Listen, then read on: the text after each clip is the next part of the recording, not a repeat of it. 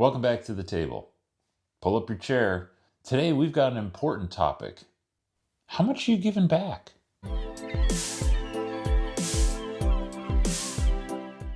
Giving's an interesting topic, isn't it? When I bring it up, what's your first thought? Year-end giving? Capital campaign giving? Is it giving your time? Is it handing out Halloween candy? What is giving? I think it's an important thing for us to think about. The reason it's important isn't what you might think. Often we think of the welfare of others, which it's true, that is an important part of giving. Giving gives our best to others who may be in need of it. Is that all there is to it? The reality is that giving shows us where we're holding on to things tightly. Do you give of your time? If not, why? Where's your time going? Can you afford to give time to someone else? Maybe as a mentor, maybe as a volunteer.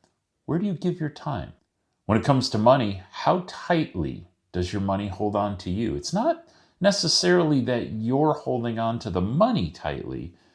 It actually owns you to the point where you can't afford to give.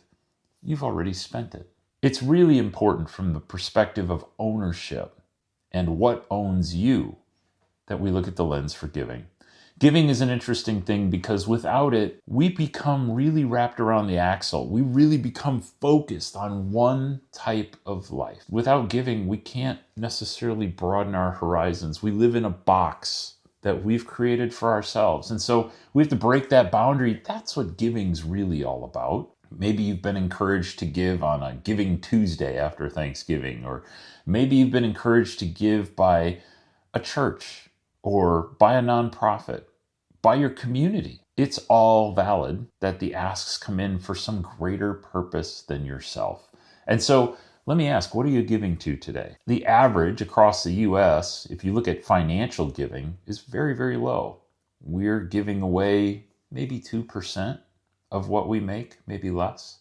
We don't really want to help those less fortunate than ourselves, according to that number. Many of you are doing this exceptionally well. Well done. Way to go. There are many of you out there who are making a huge difference in the world. And if I look at what's happening with wells being drilled overseas for water in Africa, or I look locally at those of you who are making a difference in a pet shelter, there's a lot of you who are really well involved. I think the question is, what has a hold on our time that keeps us from giving? What has a hold on our money that keeps us from giving? And how do we get to the point where that's no longer the case? Clearly, it's just an intentional decision. For us, it was one of those things that we figured out early on. We were in our 20s, and believe it or not, my wife had just quit work to stay home with our first child, and I lost my job. It was in the dot-com bust, and I was part of the dot-com. I could find no job. There was no option. I remember sending out over 900 resumes. I got 3 interviews from that and no work. I was out of work for some time and began giving. I gave my time as a volunteer at a car donation ministry. They were taking in cars and figuring out whether they were useful. They'd give some to single moms or to people in need who were getting back on their feet. That's very, very noble. The rest of the cars had to be processed. If they weren't worth giving away, could we clean them up and sell them at an auction or junk them, or what do we need to do? And so I was just helping out. Ultimately, that landed me a very low-paying job, but I was able to do it. I was able to provide for my family because I had some work. Now, I had to work multiple jobs, and if you've watched this channel before, I've mentioned by age 30, after I was in this role for a while, working multiple jobs, I did work myself into the hospital. But here's the thing. I kept my family afloat. We kept going, and it started with giving.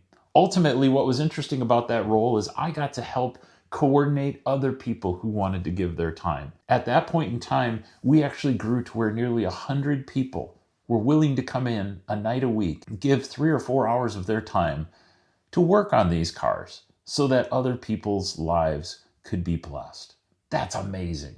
I love that part. Think about your favorite nonprofit. Think about your local community, your local church. Think about where you would typically give money and why. Have you seen the needs go unfulfilled in your community? I know recently where I live, there was a community drive trying to put more lights up in our community. It's kind of dark, and for safety reasons, we wanted to put more up. It just hasn't gone well. So instead of lights turning on, we're turning lights off that were community funded. When safety is at stake, perhaps we need to consider giving more. The lives of those around us in this K-shaped economy, as they call it, are getting more interesting, aren't they? As we look at where we are as a society right now, you've got those who are gaining more and those who are struggling more.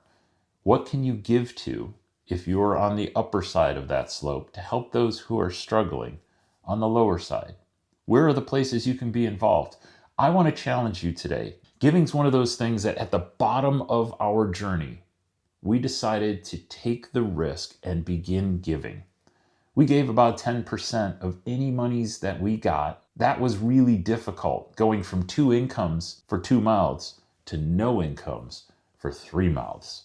It was a dramatic moment in our life. And at rock bottom, we decided we're going to see what happens.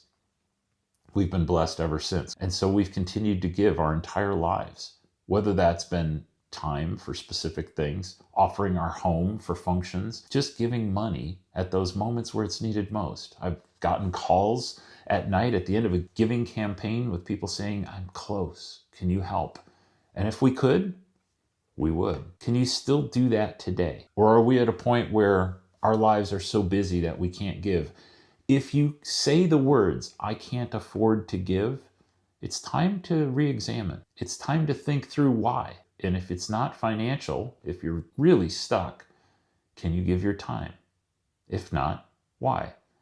There are some legitimate blockers. I understand. Some of us are dealing with health problems and we're stuck in a financial quandary that's very difficult. I'm not talking to you today. I'm talking to those of us who are running so hard, who are so busy, that giving's not a part of what we're thinking. Giving opens you up. Giving opens your mind and opens your eyes to things that are happening around you in a different way. It worked for us and created a whole new trajectory. It's been over 25 years since that situation happened for us, where our eyes were opened and we took a risk, deciding to give more than we had ever given in the past. What will be your trigger? What will be the impact you leave? And what will be the gratitude of someone that you may never meet because of the things that you've given? That's my challenge to you today. Think about where you're giving, why you're giving, and who's going to benefit from it. Till next time, thanks for joining me.